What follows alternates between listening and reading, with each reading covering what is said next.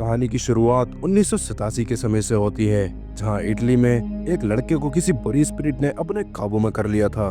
तब गैब्रियल नाम का एक प्राइस्ट उस लड़के का एग्जॉर्सिज्म करने के लिए उसके पास आता है, जो अपने साथ एक पिग भी लाया था। वो प्राइस्ट उस लड़के से मिलने के लिए जब घर के अंदर जाता है, तब वो देखता है कि उस स्पिरिट ने उस लड़के को पूरी तरीके से अपने वश में कर रखा था। वो स्पिरिट गैब्रियल से कहती है कि तुम मेरा कुछ नहीं बिगाड़ सकते। तब गैब्रियल उस लड़की की बहन को प्रे करने के लिए कहता है। हालांकि वो काफी छोटी थी, लेकिन गैब्रियल के उसे प्यार से समझाने पर वो उसकी बात मान जाती है। और फिर गैब्रियल अपना एग्जॉर्सिज्म शुरू करता है और उस स्पिरिट से पूछता है कि आखिर तुमने इस लड़के को अपने काबू में क्यों किया। तब वो स्पिरिट उससे कहती है कि तुम भी यहाँ से चले जाओ, वरना तुम्हारा भी यही हाल होगा। लेकिन यहाँ गैब्रियल उसका मजाक उड़ाने लगता है और उससे कहता है कि तुम तो काफी कमजोर स्पिरिट हो, और अगर मैं चाहूँ तो तुम्हें इस लड़के की बॉडी से बाहर निकाल कर आसानी से खत्म कर सकता हूँ। गैब्रियल की बात सुनकर वो स्पिरिट काफी ज्यादा भड़क जाती है, और तब गैब्रियल अपने साथ जो दो आदमी को लेकर आया था, बिशप बारबोटो और बिशप लुमुम्बा, तब वो उनसे कहता है कि जो बाहर पिग है उसको अंदर लेकर आओ। बिशप लुमुम्बा उस पिग को अंदर ले आता है। तब गैब्रियल उस स्पिरिट से कहता है कि अगर तुम इतनी ही पावरफुल स्पिरिट हो तो इस पिग को अपने काबू में करके दिखाओ। ये बात सुनकर स्पिरिट हैरान हो जाती है और वो अपनी शक्ति दिखाने के लिए उस पिग के अंदर चली जाती है, और इसके तुरंत बाद ही गैब्रियल बिशप लुमुम्बा से पिग को शूट करने के लिए कहता है। और अब जैसे ही बिशप लुमुम्बा पिग को शूट करता है, ठीक उसी वक्त वो स्पिरिट भी उसी पिग के साथ मारी जाती है। इसके बाद गैब्रियल उस लड़के को संभालता है और उसे समझाता है कि अब घबराने की कोई जरूरत नहीं है, सब कुछ ठीक हो चुका है। कहानी आगे बढ़ती है और हम स्पेन का एक सीन देखते हैं, जहाँ एक फैमिली एक चर्च में रहने के लिए आती है। उस फैमिली में एक लेडी और उसके दो बच्चे होते हैं, जूलिया, एमी और हेनरी। और यहाँ हमें पता चलता है कि जूलिया के हस्बैंड की 1 साल पहले मृत्यु हो चुकी थी, और इस वजह से वो अपने बच्चों के साथ यहाँ रहने के लिए आई है। असल में ये चर्च उसके हस्बैंड का ही था, जो उसे उनकी ओल्ड जनरेशन से मिला है। लेकिन अभी यहाँ कुछ वर्कर्स काम कर रहे थे, क्योंकि चर्च की हालत काफी ज्यादा खराब हो चुकी थी, और उसे रिपेयर करने के लिए ये सारे वर्कर्स आए हुए थे। और जब जूलिया अंदर जाती है तो उसे एक एस्क्विबल नाम का एक प्राइस्ट मिलता है, जो इस चर्च की काफी सालों से रक्षा कर रहा था। जूलिया एस्क्विबल को अपने बारे में बताती है कि वो यहाँ क्यों आई है और वो कौन है। तब एस्क्विबल जूलिया से कहता है कि आपको घबराने की कोई जरूरत नहीं है, अगर आपको कभी भी किसी भी चीज की जरूरत हो तो आप मुझे बता सकती हो। और फिर इसके बाद एमी और हेनरी अपने अपने कमरे में चले जाते हैं। और फिर जब एमी ब्रश कर रही थी, तब हेनरी उसके पास आता है और एक मास्क पहनकर उसे डराने लगता है। एमी उससे कहती है कि अच्छा मजाक था, लेकिन मैं नहीं डरी। और फिर इसके बाद हेनरी बेसमेंट में जाता है। यहाँ बेसमेंट में भी अभी काफी सारे वर्कर्स काम कर रहे थे। तब हेनरी को एक टूटी हुई दीवार दिखती है, जिसके अंदर एक सेल टाइप दीवार बनी हुई थी। हेनरी उसे देखने लगता है, और तभी सीन चेंज होकर इटली के चर्च पर आता है, जहाँ गैब्रियल एक प्राइस्ट है, लेकिन गैब्रियल के ऊपर भी कुछ लोग हैं जो गैब्रियल को ऑर्डर्स देते हैं। आज इन सभी की एक मीटिंग होने वाली थी। अब वो गैब्रियल को बुलाते हैं, जिसके बाद वो उससे सवाल जवाब करते हैं और उससे कहते हैं कि कुछ समय पहले जिस लड़की का एग्जॉर्सिज्म किया था, हम सभी उसके खिलाफ हैं, क्योंकि इससे लोगों में काफी ज्यादा गलत प्रभाव पड़ रहा है, और तुमने उस एग्जॉर्सिज्म को परफॉर्म करने के लिए एक पिग को भी सैक्रिफाइस कर दिया था, और ये बात बिल्कुल भी सही नहीं है। अब गैब्रियल अपनी सफाई देते हुए उनसे कहता है कि मैंने जो भी किया वो लोगों की भलाई के लिए किया, और मैं हमेशा लोगों की मदद करता हूँ, और आधे से ज्यादा लोग बस मेंटली डिसेबल होते हैं, जिन्हें मैं साइकोलॉजिस्ट से मिलने के लिए कहता हूँ, लेकिन उनमें से कुछ पोजेस भी हुए होते हैं, जिनकी मैं एग्जॉर्सिज्म के जरिए मदद करता हूँ।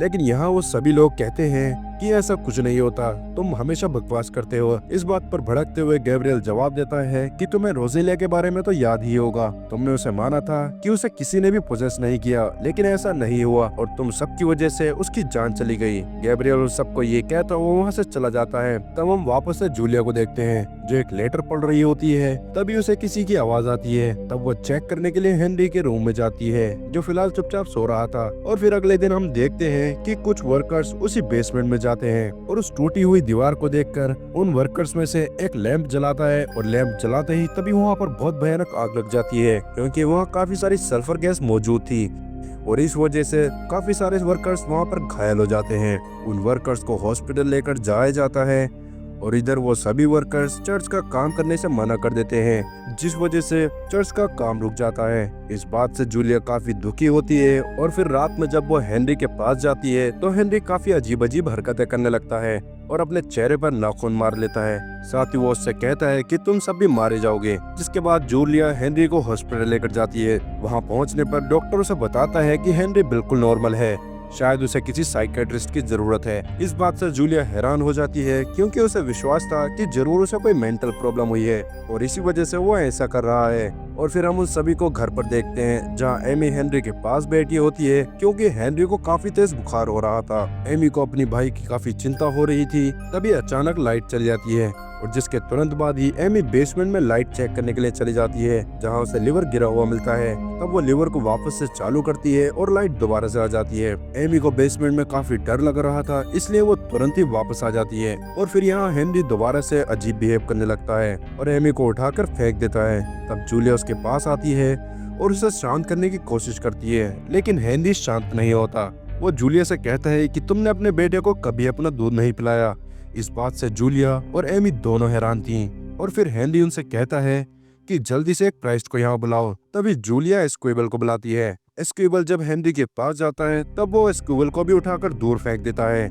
ये देखकर एमी और जूलिया काफी ज्यादा हैरान हो गई थीं। कहानी आगे बढ़ती है और हम अगले सीन में गैब्रियल को देखते हैं जो अपने मास्टर पॉप से मिलने के लिए चर्च जाता है। पॉप गैब्रियल को देखकर काफी खुश होता है। तब गैब्रियल उनसे उनका हाल पूछता है। पॉप बताता है कि फिलहाल वो बिल्कुल ठीक है और मैंने तुम्हारे बारे में काफी कुछ सुना है, तुम अच्छा काम कर रहे हो। पॉप गैब्रियल को हेनरी के बारे में बताने लगता है। उससे कहता है कि एक लड़के की मदद करनी होगी जिस पर एक खतरनाक स्पिरिट ने अपना कंट्रोल कर लिया है और मैं जानता हूँ कि सिर्फ तुम उसे बचा सकते हो। मुझे तुम पर पूरा भरोसा है। गैब्रियल पॉप की बात मान जाता है और कहता है कि आप चिंता मत कीजिए, वैसे भी लोगों की मदद करना ही मेरा काम है। इसके बाद गैब्रियल स्पेन जाता है और फिर वो उसी चर्च में जाता है जहाँ पर जूलिया आकर रह रही थी। चर्च में पहुँचने के बाद गैब्रियल एस्क्विबल से मिलता है। एस्क्विबल गैब्रियल से मिलकर कहता है कि क्या आप ही फादर अमोर्थ हो? मैंने आपकी काफी बुक्स पढ़ी हैं और मैं आपके बारे में काफी कुछ जानता हूँ। अपनी तारीफ सुनते देख गैब्रियल काफी खुश होता है और कहता है कि ये तो काफी अच्छी बात है। जिसके बाद गैब्रियल जूलिया से मिलता है और उसे समझाता है कि आपको घबराने की कोई जरूरत नहीं है, मैं तुम्हारे बेटे हेनरी को कुछ नहीं होने दूंगा। गैब्रियल की बात सुनकर जूलिया को थोड़ा सुकून मिलता है और अब उसे अपने बेटे के लिए एक उम्मीद मिल चुकी थी। जिसके बाद गैब्रियल हेनरी के पास जाकर उसके सामने प्रेयर्स बोलने लगता है। इससे हेनरी को फिलहाल तो कुछ फर्क नहीं पड़ रहा था। गैब्रियल उसे कंट्रोल करने की कोशिश करता है पर हेनरी उसकी ट्रिक में बिल्कुल नहीं आता और हेनरी उससे कहता है कि तुम कुछ भी कर लो लेकिन मुझे नहीं हरा सकते, मैं सबको मार दूंगा। इस बात से गैब्रियल हैरान होता है क्योंकि ये स्पिरिट बाकी स्पिरिट से काफी अलग था। तब हेनरी कहता है कि मुझे तुम्हारे बारे में काफी कुछ पता है। जिसके बाद वो उसे डरपोक कहने लगता है और तभी गैब्रियल को कुछ याद आता है जहाँ हम देखते हैं कि जब गैब्रियल आर्मी में था तब उसके दुश्मनों ने उसके सभी आदमियों को मार दिया था और उन सभी को मारने के बाद वो गैब्रियल को ढूंढ रहे थे लेकिन गैब्रियल मरने का नाटक करके वहाँ से बच गया था। और यही बात अब हेनरी गैब्रियल को बता रहा था। वो उससे कह रहा था कि तुम्हारे पापा तुम्हारे आगे जरूर आएंगे। इस बात से हैरान होते हुए गैब्रियल उस रूम से बाहर आता है और एस्क्विबल से पूछता है कि क्या तुमने मेरा नाम यहाँ किसी को बताया था? इस पर एस्क्विबल उससे साफ मना करता है। तब गैब्रियल जूलिया से बात करने लगता है और उससे पूछता है कि क्या हेनरी के साथ बचपन में कुछ बुरा हुआ था। इस पर जूलिया बताती है कि हेनरी के डैड की एक एक्सीडेंट में मृत्यु हो गई थी और जब उसके डैड की मृत्यु हुई उस वक्त हेनरी अपने डैड के साथ ही था और तब से ही हेनरी बिल्कुल चुप रहता है। इस पर गैब्रियल कहता है कि शायद इसी वजह से उस स्पिरिट ने हेनरी को पोजेस कर लिया है क्योंकि हेनरी इस वक्त काफी परेशान है। और फिर तभी अचानक से हेनरी एमी को बुलाता है जिसके बाद एमी उसके पास जाने लगती है। तभी हेनरी जोरों से चिल्लाने लगता है और उसको चिल्लाता देख एमी डर के मारे वहाँ से भाग जाती है और तभी अचानक एक फोन रिंग करता है। एमी इस फोन को उठा लेती है जिसमें उसकी डैड की आवाज में वो स्पिरिट बोल रही थी कि तुम सब मारे जाओगे। ये सुनकर एमी तुरंत अपनी मोम के पास आ जाती है और फिर अपनी मोम को वो सारी बातें बताती है। इस बात से जूलिया हैरान होकर फिर गैब्रियल और एस्क्विबल के पास आती है और उनसे कहने लगती है कि तुम्हें मेरी मदद करनी होगी। पर एस्क्विबल कहता है कि लेकिन मैंने कभी किसी स्पिरिट को नहीं भगाया। तब गैब्रियल उसे गॉड से अपने सभी पापों के लिए माफी मांगने के लिए कहता है और फिर गैब्रियल एस्क्विबल को समझाता है कि घबराने की कोई जरूरत नहीं है, तुम्हें बस प्रेयर करते रहना है और एक सबसे इम्पोर्टेंट बात, तुम्हें उस स्पिरिट की बातों में बिल्कुल नहीं आना वरना हम नाकामयाब हो जाएंगे। जिस पर एस्क्विबल कहता है कि मैं समझ गया और फिर वो दोनों हेनरी के पास जाते हैं जहाँ एस्क्विबल प्रेयर करने लगता है और गैब्रियल हेनरी की बॉडी से उस स्पिरिट को अलग करने की कोशिश करता है। तब हेनरी एस्क्विबल से कहता है कि मैंने पहले भी तुम्हें बाहर फेंका था और तुम यहाँ फिर से आ गए। हेनरी को बोलता देख गैब्रियल एस्क्विबल को समझाने लगता है कि इसकी बातों में मत आना। तब वो स्पिरिट गैब्रियल को रोजेलिया के बारे में याद दिलाने लगती है और कहती है कि तुम्हारी वजह से रोजेलिया मर चुकी है, लेकिन गैब्रियल उसकी बातों पर ध्यान नहीं देता। इसके बाद वो स्पिरिट एस्क्विबल से कहने लगती है कि तुम भी एक लड़की को पसंद करते थे जिसके तुमने काफी मजे लिए और अब तुम्हारी वजह से उसकी पूरी फैमिली परेशान है क्योंकि वो तुम्हारी वजह से मर चुकी है। इस बात से गुस्सा होकर एस्क्विबल हेनरी का गला पकड़ लेता है। एस्क्विबल को हेनरी का गला पकड़ता देख गैब्रियल तुरंत ही उसे वहाँ से बाहर ले जाता है और उससे कहता है कि कोई बात नहीं, मैं समझ सकता हूँ कि तुम्हें उस वक्त कैसा लगा होगा। जिसके बाद एस्क्विबल गैब्रियल को बताता है कि वो उसे बहुत प्यार करता था लेकिन अब वो इस दुनिया में नहीं है। एस्क्विबल यहाँ गैब्रियल से माफी भी मांगता है और कहता है कि मुझे माफ कर देना कि मेरी वजह से ये सब हुआ। तब गैब्रियल भी उसे रोजेलिया के बारे में बताता है और कहता है कि उस स्पिरिट ने मुझे भी रोजेलिया की बातें याद दिलाकर कमजोर किया। असल में मैं रोजेलिया को नहीं बचा पाया और ये बात अभी तक मेरे दिल में है और इस बात का मुझे काफी दुख भी है। तभी गैब्रियल को एक बात याद आती है जो हेनरी की स्पिरिट ने कही थी, जिस बात से गैब्रियल समझ जाता है कि जरूर उस स्पिरिट को कुछ और चाहिए। तब गैब्रियल बाहर जाता है और एक कुएं को खोल देता है जिसके ऊपर वेटिकन सील लगी हुई थी। वेटिकन सील असल में स्पिरिट्स को कैद करने के लिए लगाई जाती है और दूसरी तरफ एस्क्विबल हेनरी के पास चला गया था लेकिन हेनरी उसका कान खा जाता है और यहाँ जूलिया को भी उसी स्पिरिट ने पकड़ लिया था जो उसे धीरे धीरे बेड के अंदर खींच रही थी। यहाँ एमी डर के मारे भी एक कमरे में छुपने के लिए चली जाती है। तभी बाहर गैब्रियल उस कुएं में आग लगा देता है। वो उन सभी को बचा लेता है लेकिन इस बात से एस्क्विबल काफी ज्यादा हैरान हो चुका था और अब उसे डर भी लगने लगा था। लेकिन गैब्रियल उसे समझाता है कि हमें हेनरी की मदद करनी होगी चाहे अंजाम कुछ भी हो, वरना वो अपनी जान भी गंवा सकता है। इस बात पर एस्क्विबल गैब्रियल की बात मान जाता है। गैब्रियल कहता है कि तुम बस भगवान पर भरोसा रखो और बाकी सब ठीक हो जाएगा। और दूसरी तरफ हम पॉप को देखते हैं जो उसी बुक को पढ़ने के बाद बीमार हो चुका था जो वो गैब्रियल ने उन्हें दी थी। और तभी दूसरी तरफ गैब्रियल और एस्क्विबल दोनों बेसमेंट में जाते हैं क्योंकि उन्होंने उस कुएं के अंदर उस वेटिकन सील को देखा था। जिसके बाद वो उस वेटिकन सील वाली दीवार को तोड़कर आगे बढ़ते हैं और तभी उन्हें वहाँ एक बड़ी सी जगह दिखती है जहाँ पर कई सारे लोग मरे हुए थे। यहाँ गैब्रियल को काफी सारे सुराग मिलने लगते हैं। तभी उन्हें पता चलता है कि जो स्पिरिट हेनरी में है वो किसी इंसान का नहीं बल्कि एक डीमन का है और यहाँ पर ये जितने भी लोग मरे हुए हैं ये सभी प्राइस्ट हुआ करते थे लेकिन इनमें से कोई भी उस स्पिरिट को खत्म नहीं कर पाया। तब गैब्रियल एक डेड बॉडी के पेट के अंदर से एक चाबी निकालता है जिसके बाद वो अंदर जाता है और उन्हें और भी कई सारी चीजें मिलती हैं। तब गैब्रियल एस्क्विबल को रोजेलिया के बारे में बताने लगता है। वो कहता है कि वो रोजेलिया को बचाना चाहता था। रोजेलिया को किसी स्पिरिट ने पोजेस नहीं किया था बल्कि वो मेंटली डिस्टर्ब थी, पर मैंने उस पर ध्यान नहीं दिया और इस वजह से मुझे उसके बारे में काफी दुख होता है। और जो बात उसे स्पिरिट ने कही थी वो उस बारे में भी एस्क्विबल को बताता है कि उसने जंग के वक्त मरने का नाटक किया जबकि उसे लगता था कि जंग में मरना बहादुरी की बात होती है, लेकिन वो ऐसा नहीं कर पाया और उसे भगवान ने एक और मौका दिया और इस वजह से वो सभी लोगों की मदद करना चाहता है। उसे भगवान पर पूरा भरोसा है, इसलिए अब हमें चलकर हेनरी की मदद करनी चाहिए।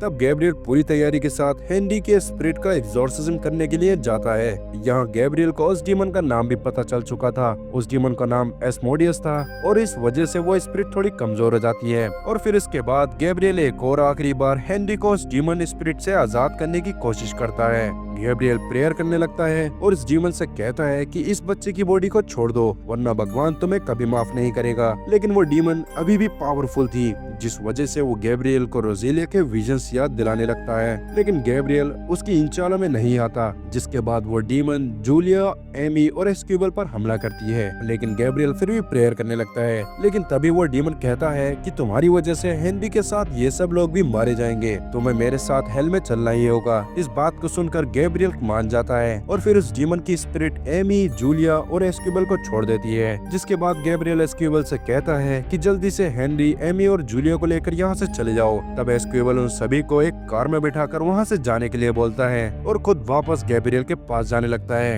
यहाँ गैब्रियल मरने की कोशिश करता है लेकिन वो डीमन ऐसा नहीं होने देता। तभी वो डीमन गैब्रियल को अपने साथ उसी बेसमेंट में ले जाकर मारने लगता है, लेकिन तभी वहाँ पर एस्क्विबल पहुँच जाता है। एस्क्विबल गैब्रियल से कहता है कि आप हार मत मानना, ये डीमन हमारा कुछ नहीं बिगाड़ सकता। जिस पर वो डीमन कहने लगता है कि गैब्रियल यहाँ नहीं है, वो मर चुका है, तुम्हें यहाँ से चले जाना चाहिए वरना तुम भी मारे जाओगे। इस बात को सुनकर एस्क्विबल कहता है कि मैं गैब्रियल को यहाँ से लिए बिना नहीं जाऊंगा। जिसके बाद वो डीमन एस्क्विबल को भी मारने लगती है और साथ ही गैब्रियल को भी। लेकिन एस्क्यूबल को अब भगवान पर पूरा भरोसा था, इसलिए वो प्रेयर करते रहता है और यहाँ गैब्रियल भी अपने आप को होश में ले आता है और आखिर में गैब्रियल और एस्क्यूबल उस डीमन को हरा देते हैं। और फिर गैब्रियल एस्क्यूबल को पोप से मिलवाता है। पोप हेनरी की जान बचाने के लिए गैब्रियल और एस्क्यूबल का शुक्रिया अदा करता है। और फिर अगले सीन में हम बिशप बारबोटो को देखते हैं, जो गैब्रियल और एस्क्यूबल को अपने साथ चर्च में ले जाता है, जहाँ वो उन्हें बताता है कि इस डीमन की तरह अभी 199 और डीमन बचे हुए हैं जिन्हें हमें खत्म करना होगा।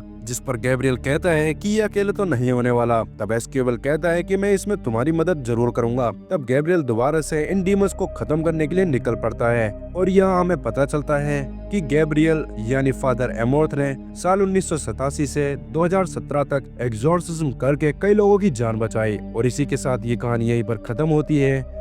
तो दोस्तों, आपको ये वीडियो कैसी लगी कमेंट करके जरूर बताना, और अगर वीडियो अच्छी लगी हो तो वीडियो को लाइक करें, और अगर चैनल पर नए हैं तो सब्सक्राइब करना ना भूलें। और मिलते हैं अगली वीडियो में, तब तक के लिए गुड बाय।